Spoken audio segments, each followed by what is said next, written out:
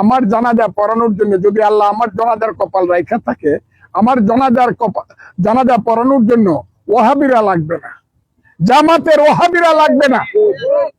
আমার বহু পীর আউলিয়া গাউস কুতুব দরবেশ হুজুররা আছে, আমি বিশ্বাস করি আমার লাশ যেদিন তাদের সামনে রাখা হবে, জানাজা পড়ার আমার মানুষের অভাব হবে না, কারণ আমি হইলাম আহলে সুন্নাতুল জামাতের লোক। যারা এতদিন পর্যন্ত খেলাফত কইছে, ইসলাম কইছে, এই যে সংসদে ঢুকছে ইসলামের নাম দিয়া, আজ পর্যন্ত 2 মাস 14 দিনের ভিতরে ইসলামের ব্যাপারে কোনো কথা কইছে? দেশের ব্যাপারে কোনো কথা কইছে? শুধু কেমনে আজীবন ক্ষমতা থাকতে পারবো, শুধু এই প্রসেস ভিতরে কয় আমরা কি পারি না, আমরা কি একসাথে মিশে চলতে পারি না, আমিও যদি চাঁদাবাজি করি আমাকে গ্রেফতার করুন। অথচ বানিয়ে রাখছে বট বাহিনী, 4-5টা গ্রুপ বানিয়ে রাখছে, অন্যায় করে একটা, মারামারি করে আরেকটা, আন্দোলন করে আরেকটা, অফিস আদালত চালা আরেকটা, আর সংসদ চালা আরেকটা। সংসদে দোয়াই তুলসী পাতা, বাহিরে করে গুপ্ত বাহিনী, বট বাহিনী। ফেসবুকে গরম, এরা যেটা টার্গেট করে হেরা একদম উড়াইলা ফেসবুকে।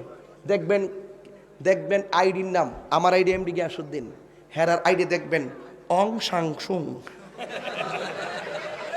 অথচ এই আইডিকে আমরা চিনে সালাবট বাহিনী। দেখবেন ইয়ামাহু আইডির নাম, হেরাকে আমরা চিনে। এটা কি বাংলাদেশ আইডি হইতে পারে? এক্সক্লুসিভ। এইগুলো দিয়া মনে করেন যে আপনাকে পুরা আওলাই লেব। আপনারে ইচ্ছা করলে ওরা যে কোনো মুহূর্তে আপনার অপমান অপদস্থ করে একবারে রোহিঙ্গা বানাই লিব। এটাকে বলে বট বাহিনী। আমি এখনো বৈশা বলছি যে দেশ এবং জাতির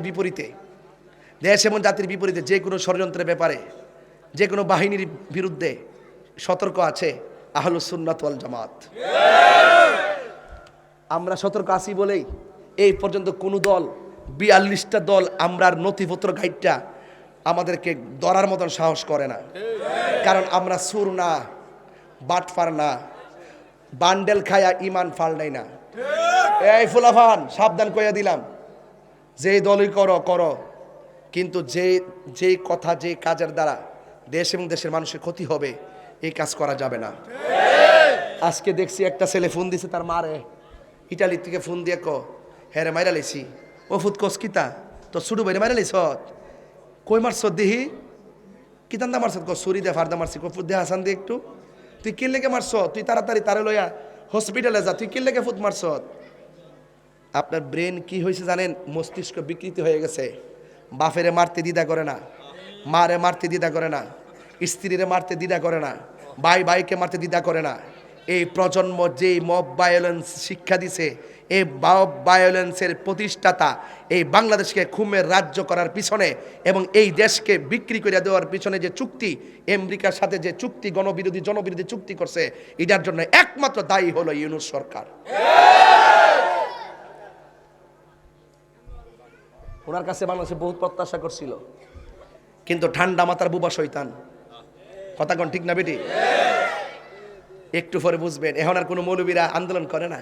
এতদিন কইছে দিল্লি না ঢাকা, দিল্লি না ঢাকা।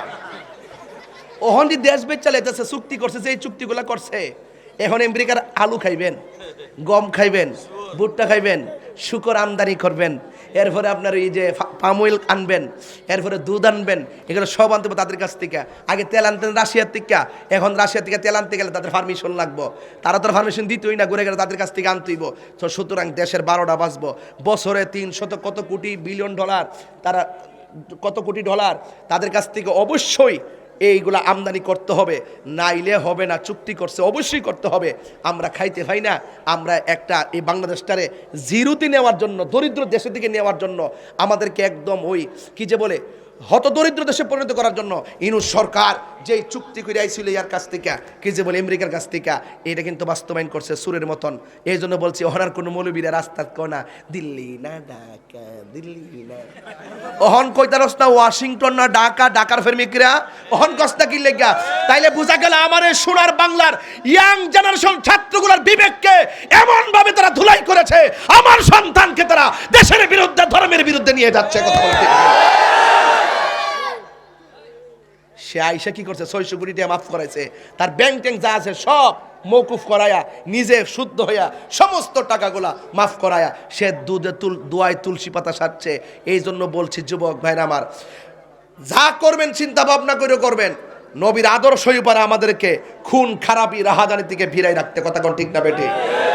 আমার কথা কেউ রাগ করেন না, আমি প্রেস ক্লাবে দাঁড়াই এই সুৎকুর মহাজনরে কয়েছি, আমার ব্যাপার আপনারা চিন্তা করেন না, আমার জবাব আমি দিব ইনশাল্লাহ। ফলাই গেছে অনেক কাফে বইছে, অনেক কাফে বইছে চুক্তি কইরা নির্বাচন 3 দিন আগে চুক্তিটা করছে, কাউরে দিয়েছে না, অনেক কাফে বয়ে দিছে। আমি বলছি যাতে বাইরে না যেতে পারে, জবাব দিয়ে বাইরে যেতে হবে। কথা কোন ঠিক না বেটি? জবাব দিয়ে বাইরে যেতে হবে। আর আমরা মৌলবীটি তো ট্যাবলেট খাইলেছে, ওই শেষ, ওনার আন্দোলন করতো না, বুঝ পাইলেছে না, চেয়ার পাইলেছে না, সংসদের মধ্যে জায়গাতে আছে। এই যে আমির হামজা, হে জীবনে কি 2000 ভোট পাওয়ার যোগ্য?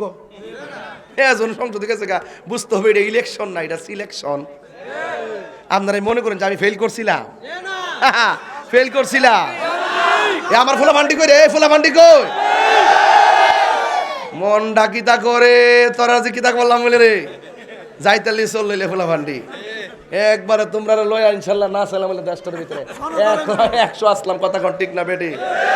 এটা মনে টের ফাইলাইছে। কথা কন ঠিক কিনা? তো যাই হোক, অসুবিধা নাই, আমরা নির্বাচনের পর থেকে মাহফিল শুরু করছি, আমরা দুঃখ নাই, আমাদের কথা একটাই, আমরা কাজ করব নবীর জন্য, নবীর মহব্বতের জন্য। কথা ঠিক না বেটে?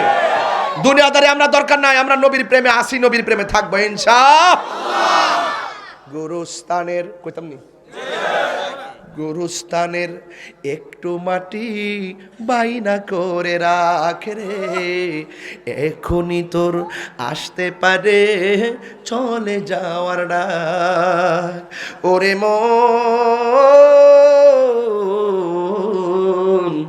গুরুস্থানের একটু মাটি বাইনা করে রাখ রে, এখনই তোর আসতে পারে চলে যাওয়ার ডাক।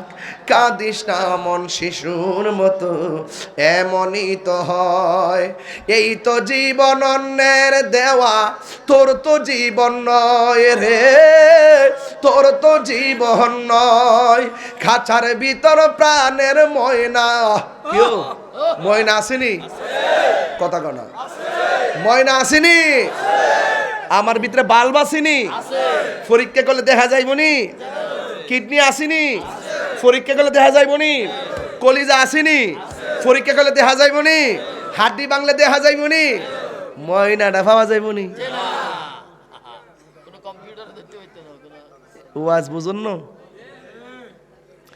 খাঁচার ভিতর প্রাণের ময়না, চিরদিন আর আপন রই না, হঠাৎ করে পালিয়ে যাবে একটু পেলে ফাঁকে রে, গুরুস্থানের একটু মাটি বাইনা করে রাখ রে, এখনই তোর আসতে পারে চলে যাওয়ার ডাক। ওরে মন,